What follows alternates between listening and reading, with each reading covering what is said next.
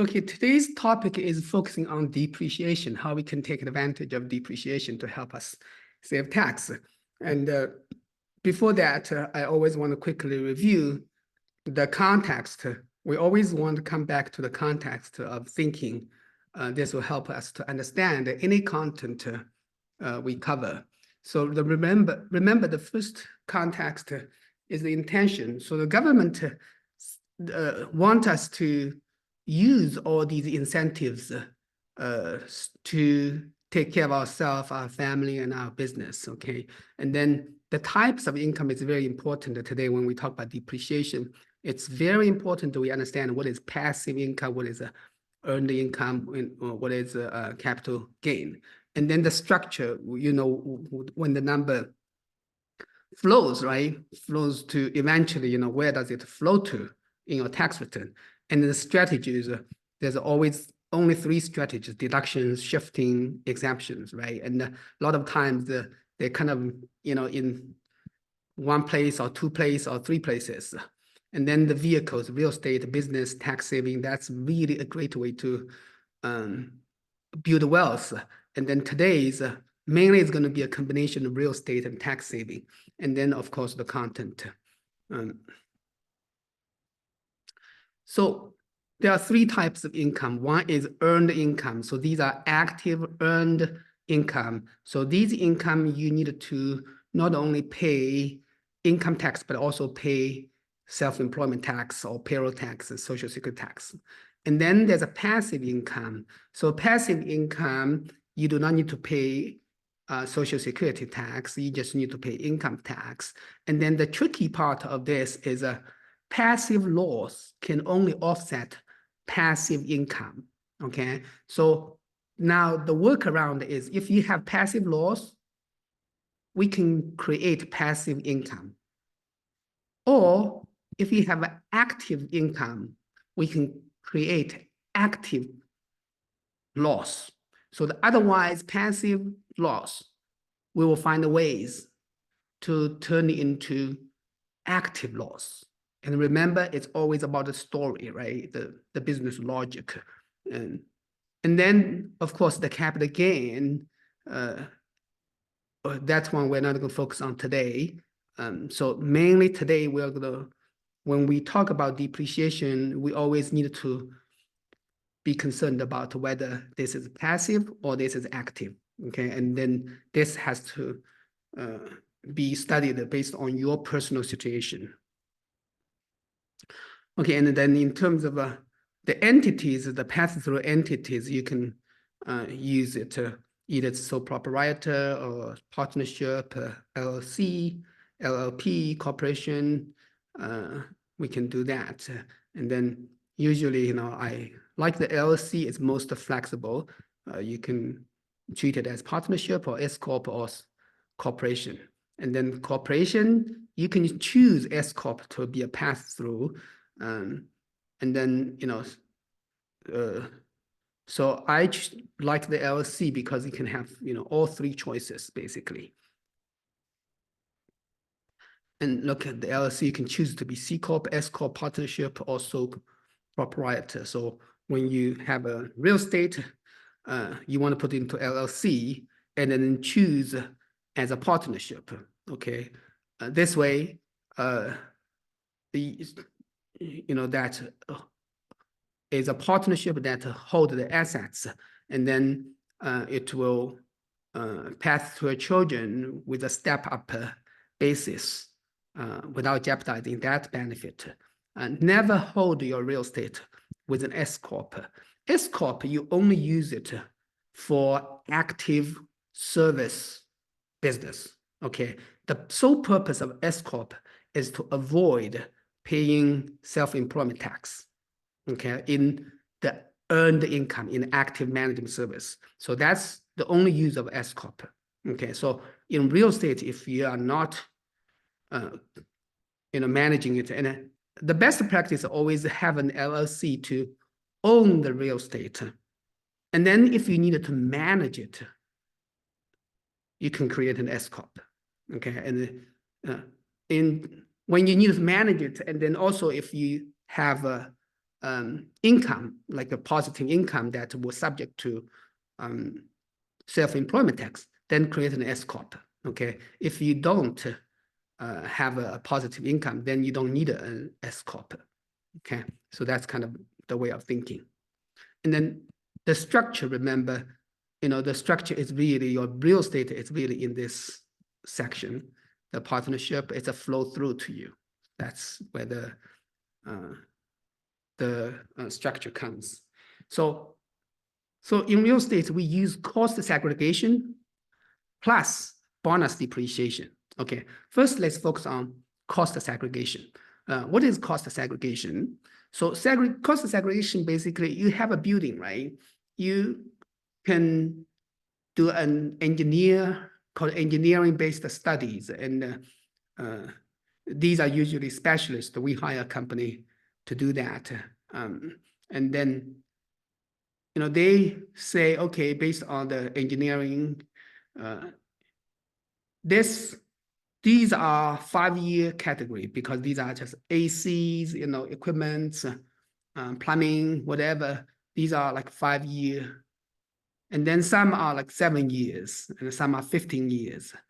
And so these are now, instead of depreciating the whole thing based on 27 years,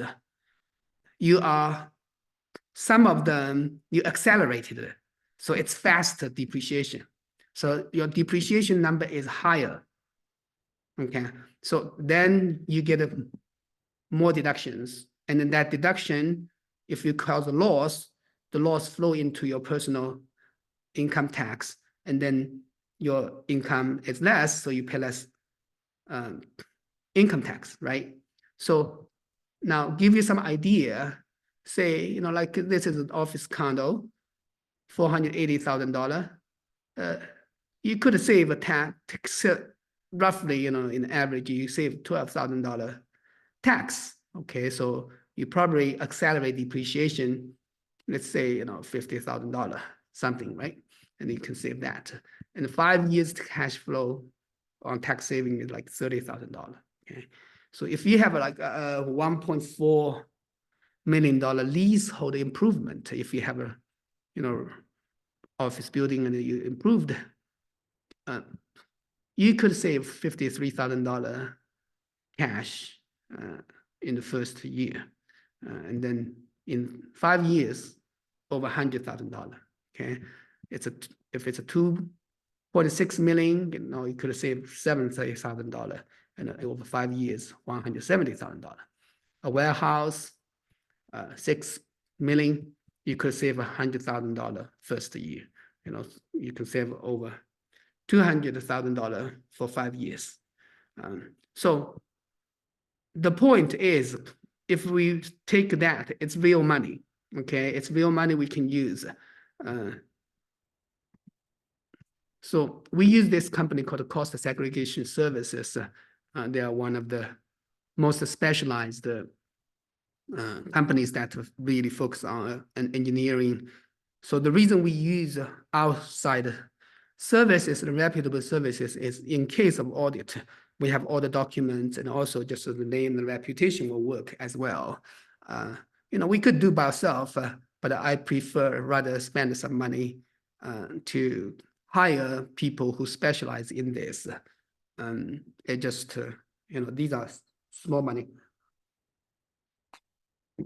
compared to the big picture. Okay, so basically you separated them into 5 years, 7 years, 15 years, rather than conventional 27.5 years and 39.5 year schedule. So the 5 and 7 years might include decorative building elements, electricals for dedicated computer equipment, and carpets. 15-year items might include site utilities, landscaping, and paving. So this will result in much higher depreciation expense and a significantly reduced taxable income for the property owner. Best of all, the US tax code states cost segregation can be applied to categories of buildings purchased or built since 1986, including renovations, and there is no need to amend your tax return. So basically, every building qualifies. really, like every building qualify, okay? So most people don't understand, but really, you know, you say buildings purchased or built since 1986, right? You know, so as long as you either purchased or built after that, you should qualify. So most qualify. So cost segregation, first cost segregation studies are affordable. Often the ROI for the building owner is very compelling. So, you know, cost segregation studies are frequently performed even on buildings that's less than $200,000. It will cost you, for $200,000, probably cost you like $2,000 to do it. And it probably will save you, give you cash, extra cash of $10,000. Still, you know, worth it, okay? So ideally, you know, I would say $500,000, that's worth more with the time that's spent on. So cost segregation studies will perform well on buildings that are brand new, newly purchased, or buildings that have been in services for many years. Okay, that's not a problem. Newer is easier because there's no history of depreciation, but even older ones, we can still manage that and make adjustments. And engineering-based studies will identify 25 to 50% of building costs that can be accelerated. This method is beyond the scope of what a tax professionals will typically identify. So most CPAs would not identify these unless they specialize. So, and their companies, they just do this, only do this. And they partner with generalists like ourselves. So when you talk to your accountant, you know, they most likely say, no, we don't do it. Yeah. But if they are, you know, a good generalist, they will say, okay, let's look at it and let's hire a specialist to do it. With a cost segregation study, there's no need to amend your tax return. We can always just go forward. It's much easier. We can, you know, just take it from the year that we file, okay? And cost segregation study do not trigger an audit, okay? So don't worry about that. This has been done all the time. So remember, we talk about the passive income. So if, say, you know, you have W-2 income, $200,000, and then you want to do a cost segregation for your rental property, and you want to use that loss to offset your W-2 income. Now, in real estate, by default, it's passive. However, if it's a short-term rental, Airbnb, you know, you need to manage it. That's very obvious. You qualify as an active business. So really, you can take advantage of the cost segregation and then offset your W-2 income. Okay, so short-term rental property owners depreciate the cost of owning their property over 39 years using the standard straight line method. The law allows for a quicker depreciation of certain building components that can generate additional cash flow through accelerated depreciation. Through a cost segregation study, the average acceleration of building components can be 20 to 35% of the total basis of the property. Okay, so these, you know, we can use this. Let's say, you know, $1 million. We'll look at an example later. So building components and other land improvement can fall into either 5-year, 7-year, 15-year bucket that can be accelerated faster. Any components or improvement placed in service after 2017 that has a 20-year tax life or loss qualifies for bonus depreciation, which can result in 100% of the cost of the components being depreciated in the first year. Okay, let me explain. This is huge. This is huge. So this means if we can identify all these categories that fall into 5-year, 7-year, 15-year, we can depreciate all of these in one time in the first year. That's a huge tax saving, okay, for this year. So if you do not have a lot of income this year, you could even convert your 401k into Roth IRA because you have a lot of loss, right? So this is another planning moment. You can do it like you probably want to do it a year before because you need to convert your 401ks before December 30. So plan it, let's say plan for 2025, 24, you want to do a cost segregation and you convert your 401k to Roth IRA. Okay, so that's a great opportunity. Same with the previously we talked about how we can use your charitable strategies to create a situation like that to convert your 401k, right? So this is big. This is bonus depreciation, basically 100% of the cost that falls less than 20 years. Okay, so take advantage of that. And then so this bonus depreciation is a result of the Jobs Act by Donald Trump in 2018. So that has, I remember, 5 years sunset. I think 2023 was the last year for 100%, and 2024 is 80%. Still, it's good. And then after that, it's only 20%. Okay, so it's really good to do it now. Okay, if you want to do it in line with your 401k or traditional IRA conversion to Roth, then let's do it in 2024.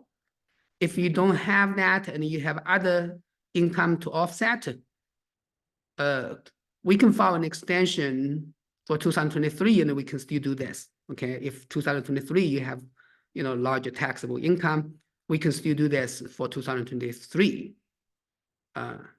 If we file an extension, we still have until October 15 to complete this. Okay, so that's a possibility. So let's say,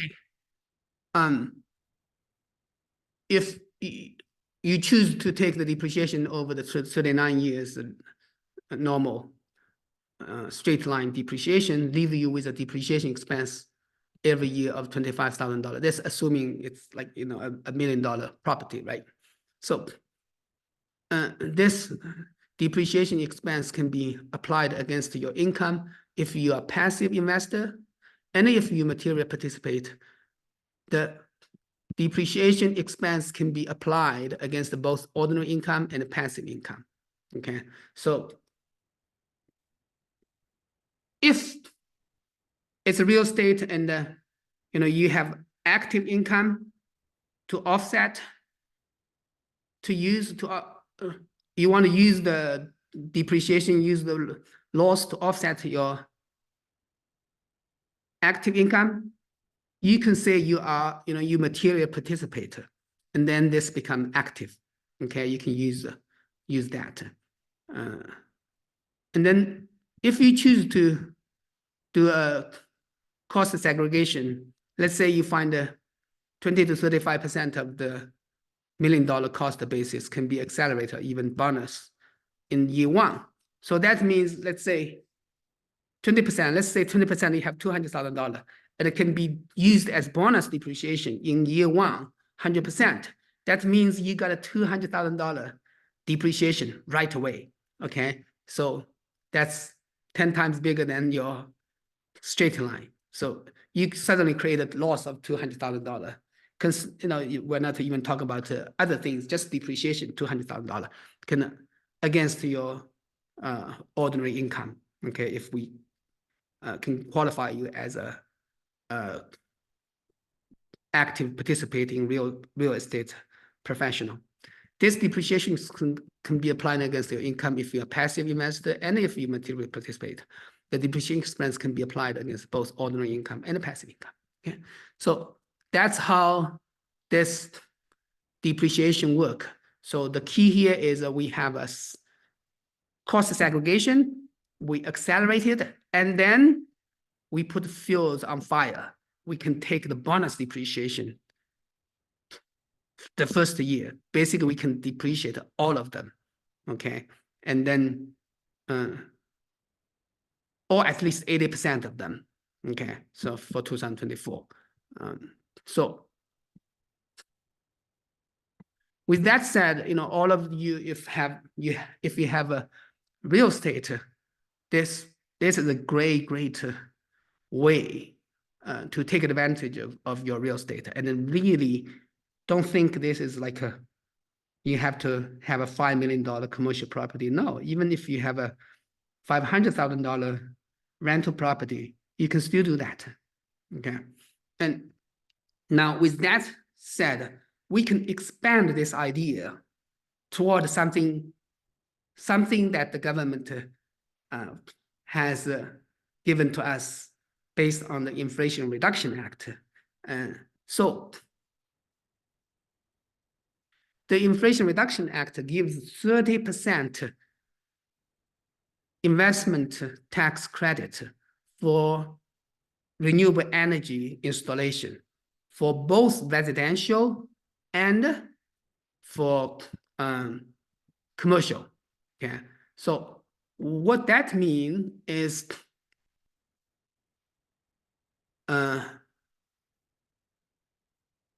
on top of what it means is on top of what we talked about depreciation, we can also take an additional 30% tax credit. Okay, now if you think about this, if I invest in an LLC that does a solar farm, let's say for the simplicity of the numbers, right? Let's say you invest $100,000 in a solar project as an LLC, and it flows through to you, and you say, okay, I'm an active manager, managing member, because I attend Zoom meetings, all of these. So $100,000, and then the LLC, they'll use this $100,000 to leverage and get a 90% of a loan. Now you have $1 million assets. Now the $1 million assets, we can use it to depreciate it. And then we do a cost segregation, and then let's say bonus depreciation. Let's say we can depreciate, a cost segregation give you, say, $300,000 depreciation. And then you can use a bonus depreciation. The $300,000 can be depreciated in the first year. Now you have $300,000 income deduction. It will offset your income. Remember, you only put $100,000 in there, but you got a $300,000 deduction. Okay, so that's one leverage.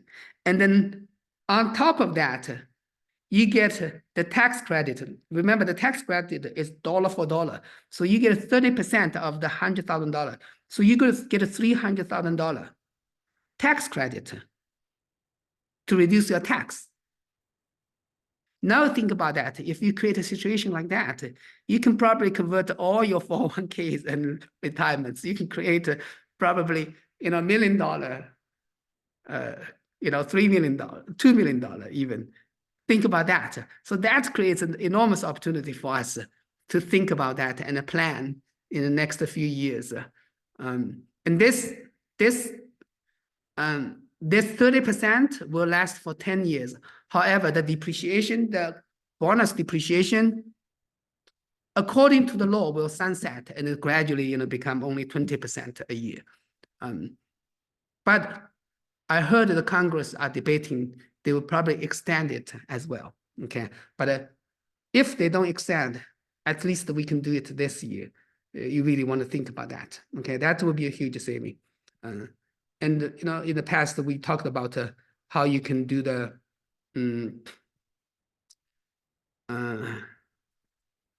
how you do the Roth IRA conversion, right? So that's another topic, but there's a lot of benefit by converting your Roth IRA, not only to you but also to your IRA. Yeah. So that's what I have today. I want to open up for questions. Thank you.